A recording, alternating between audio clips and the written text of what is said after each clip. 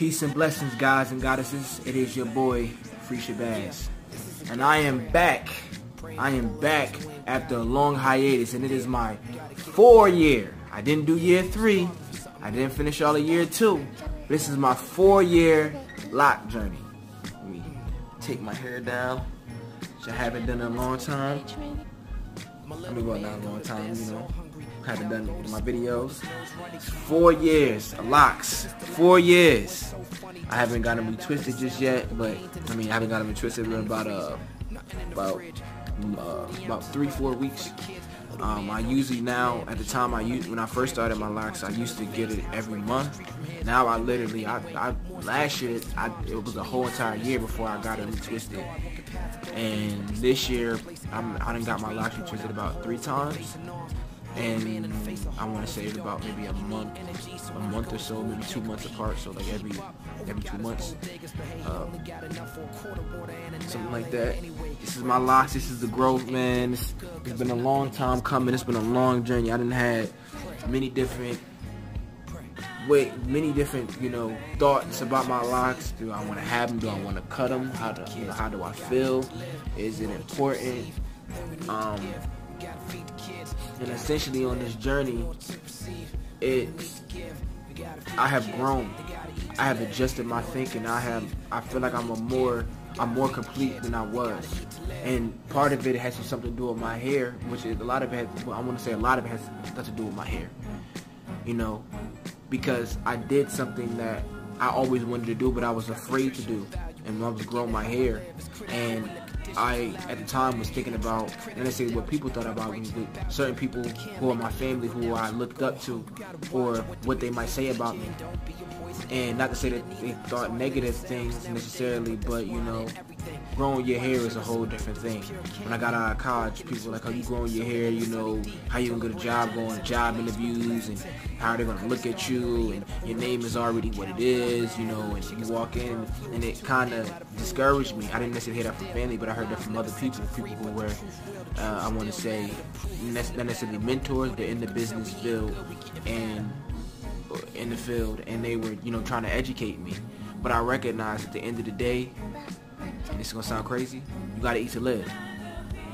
And what I mean by you gotta eat to live, you gotta eat towards your lifestyle. And it's beyond just what you put in your mouth. It's about what you think. What you think about yourself. You think positive thoughts. You love yourself. You're gonna do things to love yourself. You're gonna show that you love yourself. And I came down to it. I was like, you know what? This is an extension of me. And somebody can't accept who I am. And I'm a knowledgeable, respectable, loving person. And this is my appearance. Just because I have hair, just because I have locks. You know, you judge me before you know me. That's okay. I understand why you think that. The perception is negative because there's been negative perception that has been created around people who have locks. You know, I done heard people, "Oh, when people don't wash your hair," I'm like, it's so many misnomers, so many different things I've heard, which doesn't make sense to me. And I go back to, man, you got to eat to live. You got to eat towards your lifestyle.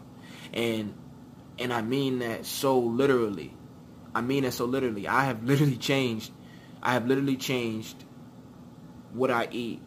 And it has really changed what I think about myself and how I feel about myself, how my body just reacts to certain things. I wanted to say, like, you know, nobody's a perfect person, but I have noticed things that have changed within my life, from me growing my hair, from me changing my diet and becoming a vegan, to me changing my different belief systems, from me moving and adjusting, from moving from some place I was comfortable living in New Jersey and moving down to DC and becoming a teacher.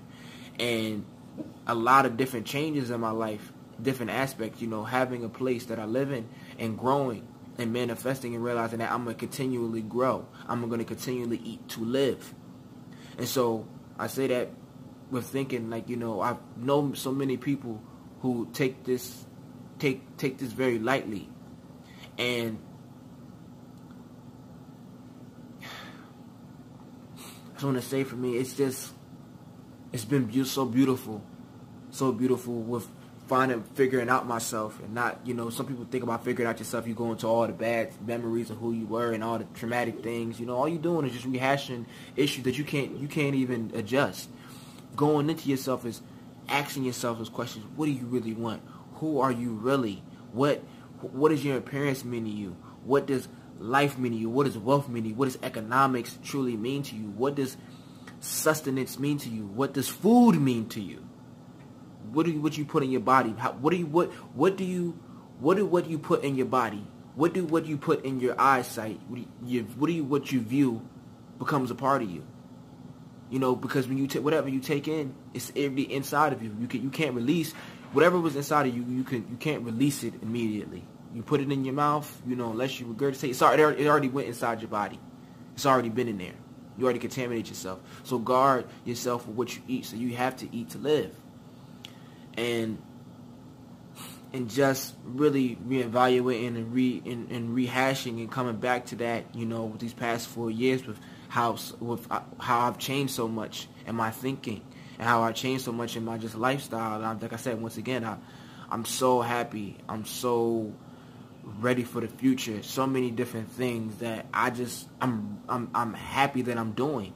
And I say this on this platform because, like I said, once again, as I said yesterday, you guys will see I am so close to being there and doing the things that I want to do, how I want to live my life. I'll even give you a little bit. I was a teacher in D.C. I was a teacher in D.C. for about almost 2 years.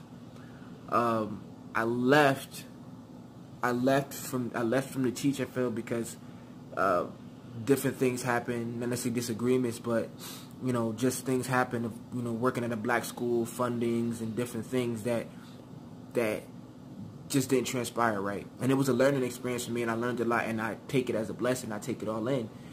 And from that experience, I gained so much wisdom in how I want to live my life, how I want to have my business. And so my father, before I moved down there, I was working with my father, and we had a trucking company, and things weren't necessarily going right. Things are moving slow, and it seemed like the universe always seems to open up for me at the right times all the time. And so I know I'm blessed. I know I'm doing the right things. And it was like once I left that, I hit my father. My father hit me up. We said, hey, let's start working together again. I'll do some operation management stuff, getting some contracts. You know, you do what you do as far as hitting your certain guys up. I hit my people up, and let's get it going. And literally ever since then, it's only been about, I want to say about 2 months. We didn't got contracts.